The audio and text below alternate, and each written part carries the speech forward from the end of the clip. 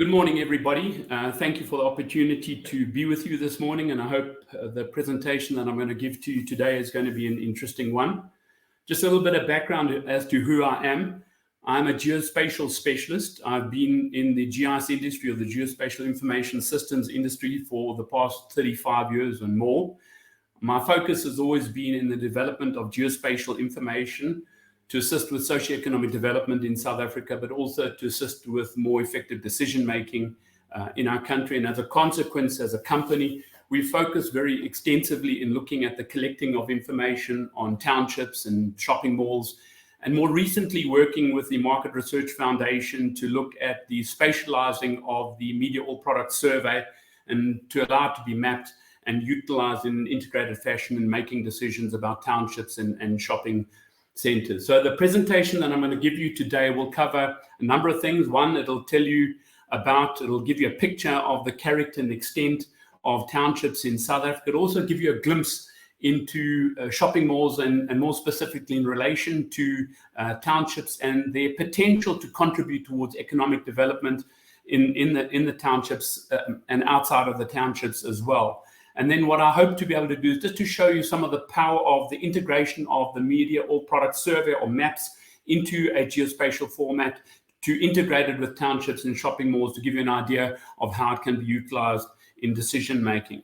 What I hope is that it'll make you begin to think about to think out of the box of what a township is, the role that shopping centers can play within townships, and then also looking at consumer purchasing information in order to make much more holistic decisions in terms of retail and other strategies which you might have in focusing on the townships. Now, many of us, when we hear the word township, it brings up different pictures in our mind. For some people, it is an area where there is a predominance of Black people living. For others, it's one of the most vibrant communities in our country. For others, it's an area where there are high levels of poverty and violence, violence such as, for example, some of the worst of violences or crimes that we face in our country: rape, burglary, and carjacking. And what we have seen over the period of the pandemic is that these particular crimes are starting to entrench themselves within the township community. So it's a significant aspect of what the townships face. But it is also those areas where there has been the uprising of Black people to fight against apartheid, and probably the event which is the most recognized by people in this regard is the 1976 Soweto uprising. But it was also an incredibly diverse and a vital area in terms of culture and linguistics. And for many people, they see the township as the new frontier for retail development. But I think it's very important that when we're looking at private sector and marketing strategies for townships, that we don't forget the origins of the townships. Now, the word township is a legal term which is used to indicate that it is an area which is promulgated for residential development. But in the South African context, it's better known as the residential areas that were promulgated under apartheid, where Black African people, Indian or colored people were forced to live. And with legislation such as the Group Areas Act in 1950, one saw a significant acceleration in the growth of townships across the country. And in the presentation that I'm going to give you today will give you an understanding of the extent to which townships were developed in South Africa. Since 1994, the legal segregation of people was removed. But the situation is that the geographical and the moral perspective in relation to townships remains.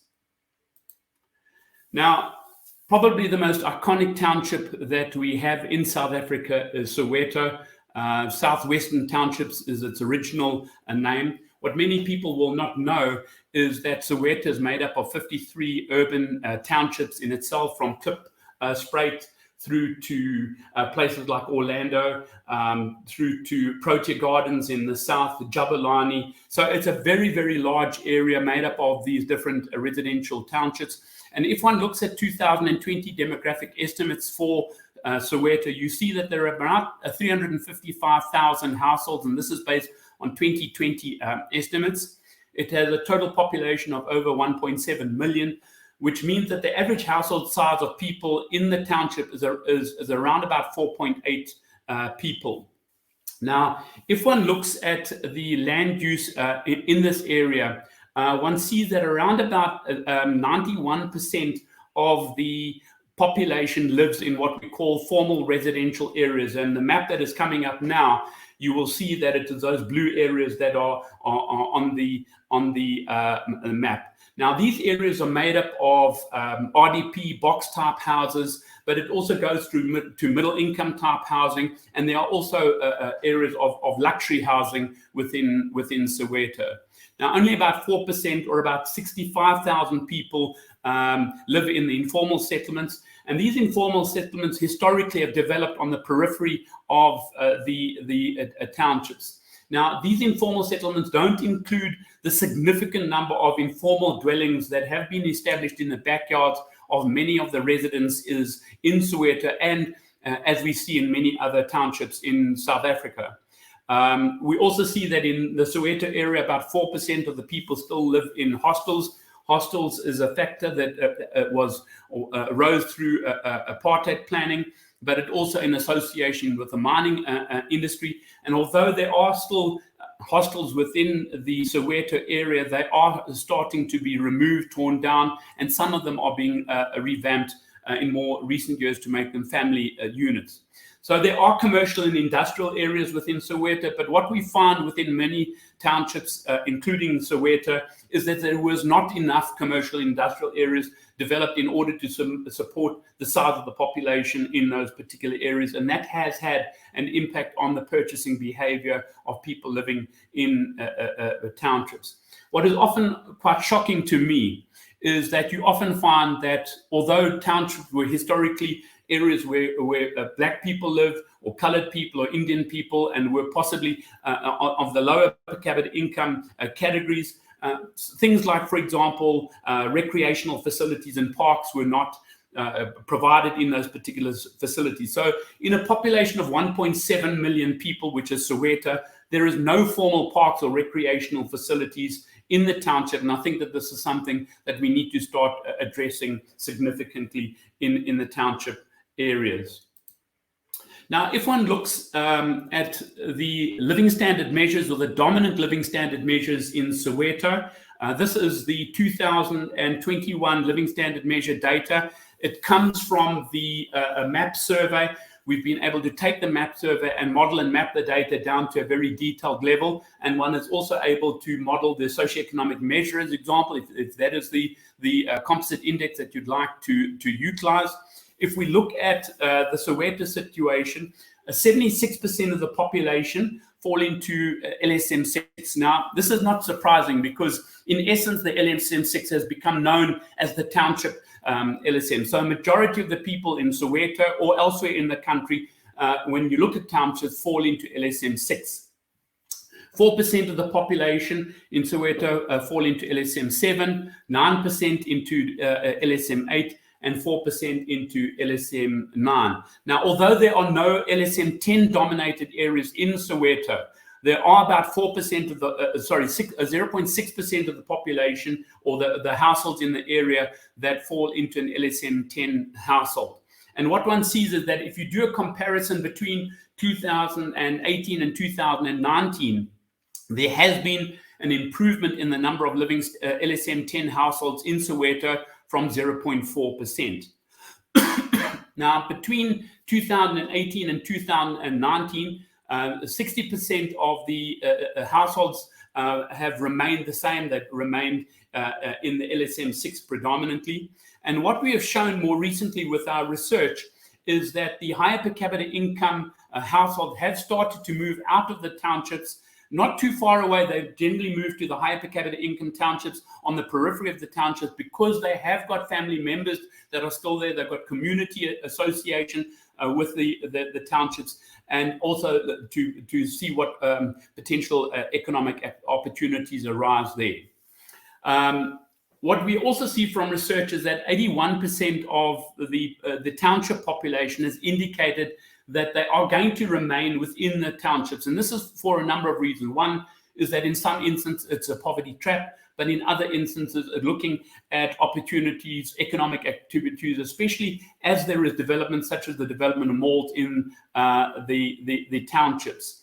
Now, if you have a look at the townships, one can see that, for example, a 10% improvement between 2018 and 19 in the living standards within Soweto. There has been a slight decline around in 27% of areas in terms of living standards, and a moderate decline of 3%.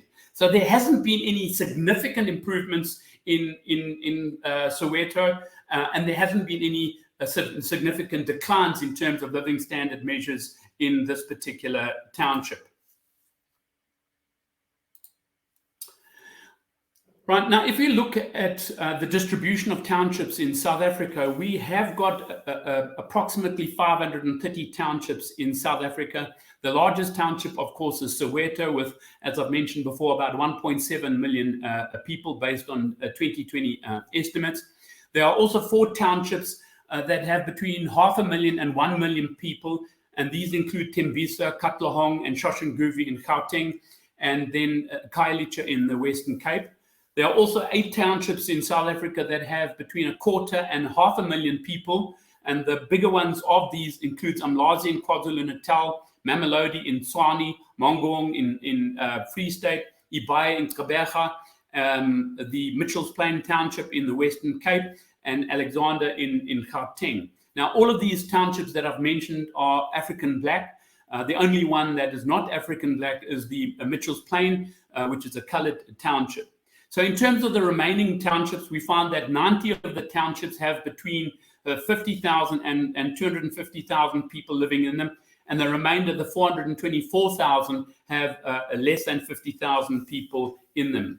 If one then looks at the townships in relation to their dominant race characteristic, one finds that 83% of the townships are African Black, while 15% are coloured, and only 2% are Indian or Asian. What one will find is that the coloured townships are spread, which is the orange dots on the map, are spread across the whole of the country, where the Indian townships are mainly localised to KwaZulu-Natal and Gauteng, as an example. Gauteng has the largest number of townships if you look at the table, and one can see that they have got 97 townships in them, while which is followed by the Eastern Cape with 85, and then KwaZulu-Natal and Free State with 80 townships in those particular provinces. Now, if we look at the economic potential of malls, and I think that this is a critical aspect to bring about the development and the opportunity for marketing and the development as a retail frontier of townships. If one looks at the theory that was proposed by Krugman, he's an economist who won a Nobel laureate for the work that he's done on what we call new retail geography, what it emphasizes is that for economic growth to occur within a township, one has to look at more than just the natural economic growth of the country. And in order for that to occur, one needs to look at the establishment of sufficient economies of size or economies of scale within the township that will bring about what he calls the circular causation of growth, or the circular causation of economic growth. Now, for this to occur, we need to look at what we term agglomeration, or the clustering of different forms of retail development, including shopping centers, because that creates the economies of scale that we need to bring about the encouragement of development, both in the secondary and tertiary sectors in the townships. So in essence, for the economy to grow in the townships in South Africa, we need to be looking at new opportunities for development through the development of shopping malls, as an example. So shopping malls can play a very important role in stimulating the economic growth within townships and outside of townships as well. But one of the things that we need to be very careful about is that there must be a sustainable development of shopping malls within the townships of South Africa. Now, if you look at shopping malls in South Africa, there are now well over 2,000 shopping malls in the country, and they are growing on an annual basis by quite a number. If you have a look at the map on the screen, that you'll see that we've categorized them using the classification provided by the South African Council of Shopping Centres from super regional, regional, small, all the way through to the community centres. Gauteng has 41% of all the shopping centres in the country, followed by the Western Cape with 17% and KwaZulu-Natal with 15%.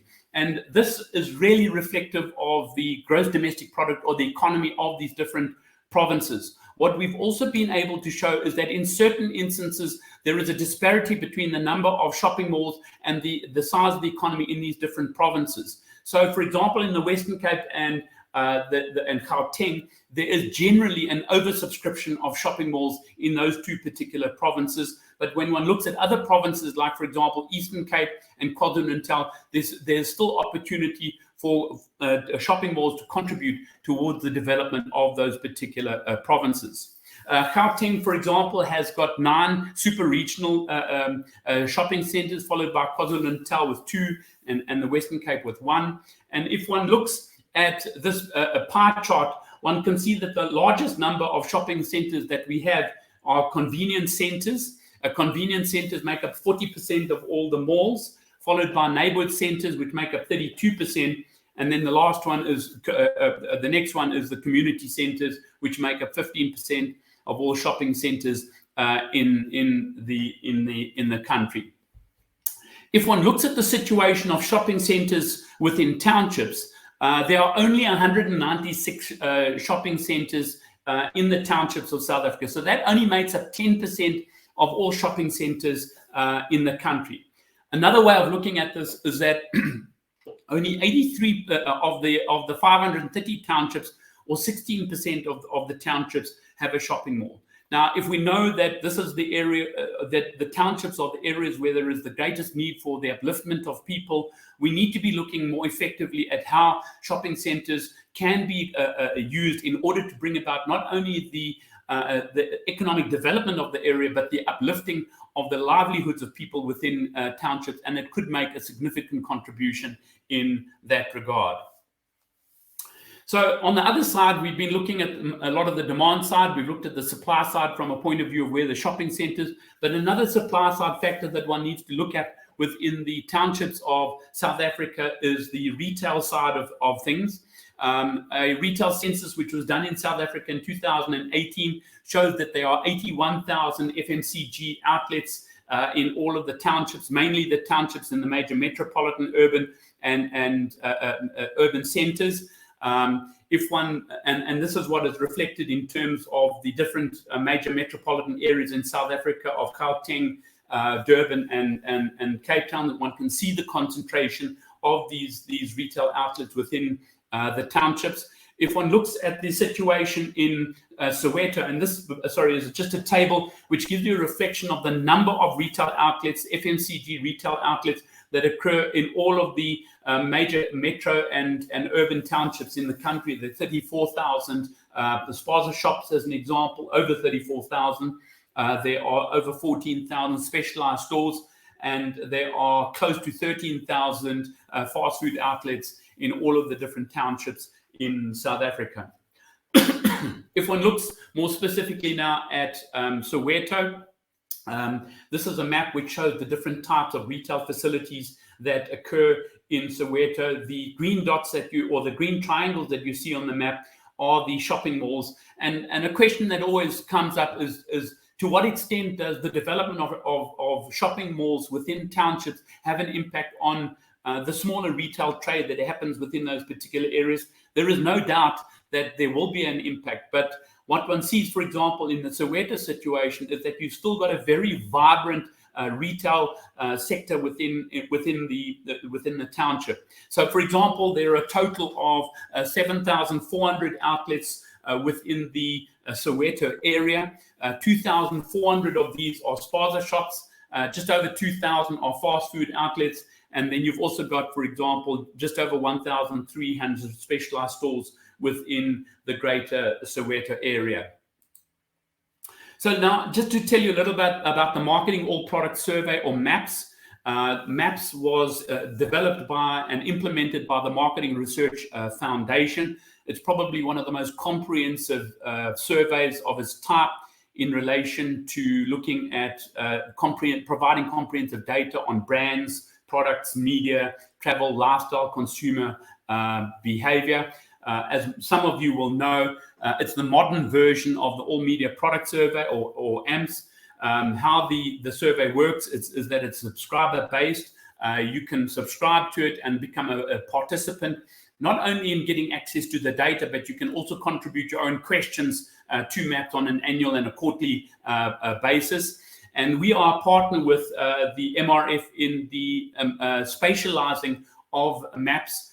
The product that we are working with them in developing and talking to subscribers about is a product called GeoMaps, which really geocodes the data from the survey and allows it to be represented at a small area level. And the LSM data that I showed you earlier is an example of taking MAPS data and mapping it down to that smaller level. So the present situation is that the data that I'm going to be showing you relating to MAPS comes from the fourth quarter of 2020 up until the third quarter of 2021. And this is a rolling survey. So what it means that each wave, which is a 6-month period, each quarter, it continues to roll. So it's continued to building information, more detailed information, more comprehensive information as the survey goes from one period to another period.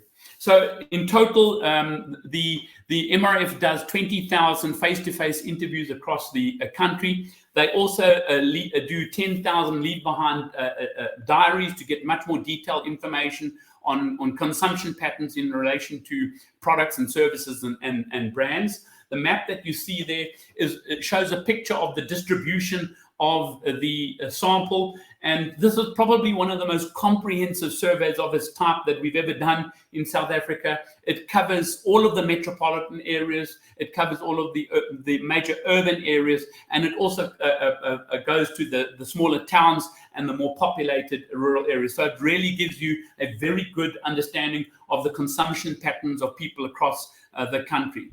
The survey is designed to be able to report with statistical precision at a provincial level, but by the utilization of small area estimation techniques, we are able to bring the data down to a local level and still give an estimate of the measure of accuracy of the data at a local level. One of the powerful things about this survey is that it's an area-based sample. And the value of an area-based sample is that it allows us to do the geocoding of the data and the mapping of the information at a very low level. So the wealth of data in the survey is unbelievable. As I work with this data, I'm amazed at what can be done if you look at the combination of information that it provides. Information on the consumers, the demographics, their income, their employment levels, looking at property, going all the way through to things on motor industry, food and drink as an example, information on alcohol consumption, appliances, detailed information on brands and their products that are collected, and then a very strong emphasis on the media side of things, from the mobile all the way through print and television as an example. So an incredibly powerful source of information on consumer data. So just to give you a reflection of some of this information and how it can be applied, I'm going to have a look at one of the variables, which is traveling to shops and malls. The question being is, during the week, do you travel to go to a shop? During the weekend, you travel to go to a shop. And the value of the geocoding of this information is that I'm able to integrate now the location of all the shopping centers as well as the townships, so I can get a deeper understanding of the information coming out of the map survey. So the maps that you see on the right-hand side, the pink areas are the townships. The little yellow triangles are the shopping centers. And then these little circles of green and black dots is the consumer patterns coming out of the map survey. So if it's a black dot, it means that they are not, they don't participate in terms of traveling to a shopping center. If it is a green dot, then they are. And I think that what's important to emphasize is the historical of townships. Generally, they were built far from commercial and industrial areas or the places of employment of people living in townships, possibly the only exception being Alex. So as a consequence, people living in townships have to travel long distances, and it's expensive.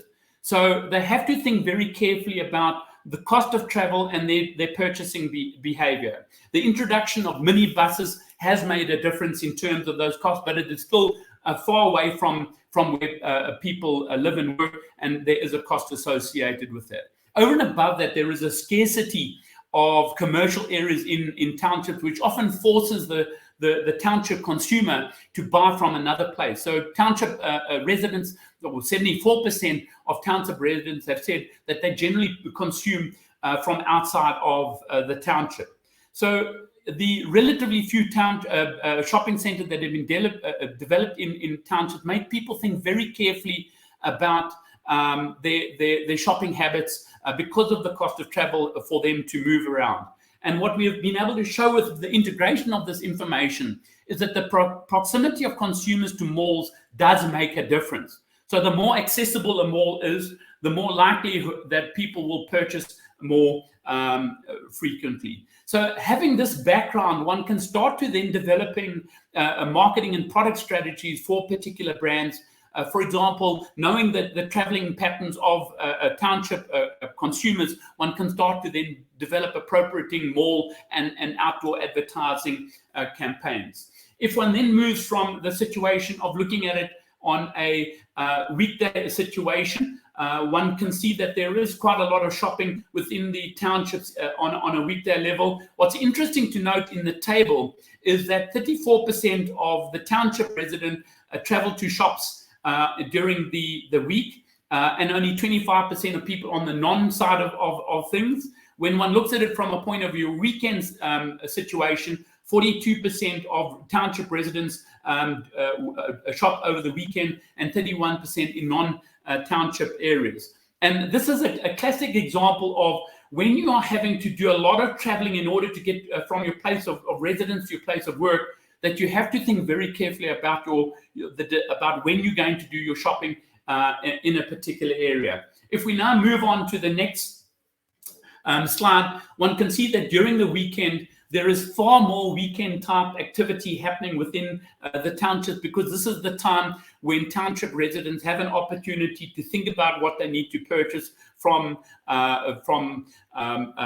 shopping malls as an example. And again, emphasizing how important shopping malls are as a mix in terms of looking at shopping habits in townships. Now, if we look at another variable from the MAPS data set, which is the weekly and monthly visits to malls, and just to emphasize that the MAPS data asks all respondents in the survey as to which of the more prominent shopping centers they visit on a weekly and a monthly basis. So you can literally look at most of the major shopping centers in South Africa to get an understanding of who is shopping there and what is the characteristic of that particular population. So this particular map that I'm showing you here is the Liberty Promenade in the Mitchells Plain Township. It's a colored township. And what one can see on this map is you can see the yellow triangle, which is where the Liberty Promenade Mall is located. You can see the red boundary surrounding it. That is its primary trade area. And how the primary trade area is calculated is that we use the parameters provided by the South African Council of Shopping Centres in terms of the capacity required for a shopping centre to be viable. And we utilize that as a basis to define what we call the primary trade area of a shopping mall. So for every shopping mall in the country, there is a trade area. And now with the utilization of the MAPS data, you can start to look at the distribution of consumers that utilize the different shopping malls in the country. And that is represented by the green dots. The green dots are respondents in the survey that have indicated that they actually do shop at Liberty Promenade. The little black dots represent those that don't. So what you can now see is that there are a lot more dots outside of the primary trade area of the shopping center, predominantly within the surrounding township areas of Mitchells Plain. And this is what we would call the secondary trade area of a shopping mall. So it gives you an understanding of the distribution of consumers attending different shopping centers in the country. Now, the advantage of the survey is that you can now start to get a quantum on the number of people that are visiting that particular shopping center on a weekly basis, or over the in the week versus the weekend. So, for example, what one is seeing is that during the weekdays, about 1.5 million people are visiting are reported to be visiting the shopping mall. And then during the weekends, it drops down to around about 866,000. So there is a significant difference between the number of people going to that particular shopping mall during the week versus the weekend. And this often is very dependent on the retail mix of that shopping center. Ideally, what you're wanting to do is to keep the number of people high in terms of the weekends through entertainment and restaurants and so forth. So this is just a reflection of how the situation changes over the weekend. Again, people that are in close proximity to the shopping mall tend to go to it over the weekends, and then it thins out as you go into the surrounding townships of Mitchell's Plain. Right, looking at monthly grocery spend, what was fascinating to me, if you have a look at the table, is the average monthly spend on groceries of residents inside townships and people outside of townships. And there is not a significant difference. It is lower in terms of the township situation. But what it reminds us of is that the things are changing in South Africa, that there are more people that are living outside of the townships, which are of a lower per capita income, and as a consequence, maybe moderating the average spend in terms of groceries. And if one looks at how they're doing their shopping, which is the bottom part of the table, again, the differences in terms of people that live in townships and those that don't live in townships is not significantly different. Most people still are doing their grocery shopping in store.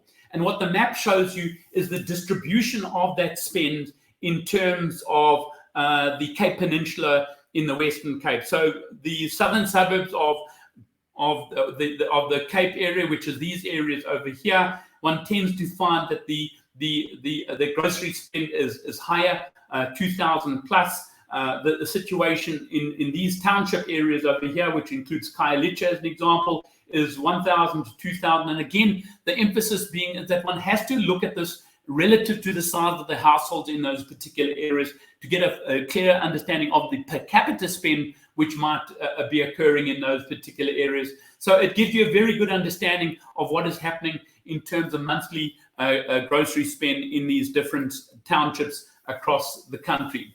If we look at employment and income as an example, the map on the right-hand side shows the Durban area, the green dots representing those people that are working full-time or part-time, and the red dots really representing those people that are unemployed. And one can see that, for example, in the CBD area of Durban, in other words, in close proximity to the commercial areas of the city, one finds the highest level of people that are working. What one then finds is that the red dots are often very much associated with the township areas. And what's interesting to note here, although it's very slight, is that the extent of unemployment associated with KwaMashu, as an example, up in these areas here, is slightly different to the townships in the south, which is Umlazi. And that could well be as a consequence of proximity to industrial areas and the commercial areas. If one looks at this table, which looks at employment levels of people within townships versus non-township areas, there isn't a significant difference, but one does find that levels of unemployment generally is higher within the township areas than the non-township areas. And then just a final look at the income data, which comes from the MAP survey. One can get access to all of these classes of income for individual income. They're exactly the same classes for individual income as they are for household income, and it gives you a very good opportunity to do a comparison of the two. So what one is able to see in terms of personal income is that in terms of the township situation, a lot of the people are earning just below 500 Rand. And then as you can see that on the lower scales here, there is a higher number of people in terms of the personal income, and then it starts to change where you start to see that the household income starts to be higher than that of the personal income. And this is very much in relation to the number of people that live in the household And as a consequence, they're all contributing towards their household income. And I think that in looking at marketing strategies and in looking at product strategies for townships and so forth, one has to take those sorts of factors into consideration.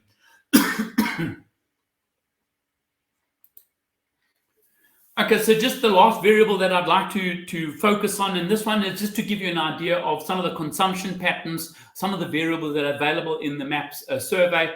This particular one is how many packets of white sugar are bought on a monthly in the past month.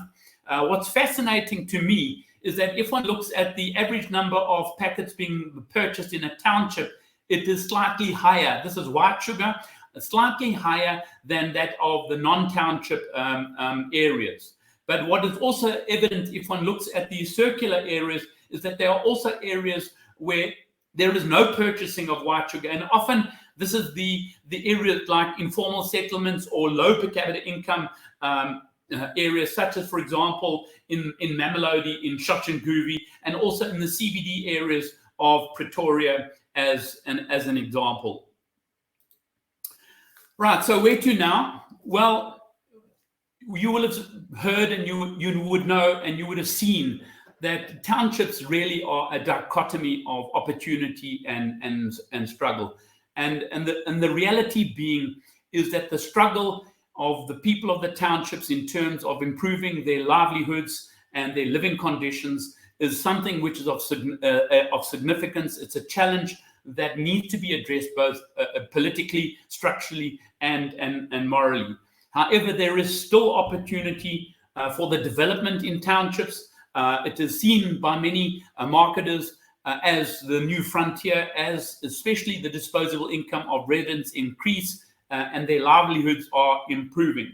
And I am quite convinced that shopping centers are a critical focal point in bringing about economic development in the townships, and not only in the townships, but many parts of South Africa. Thank you very much.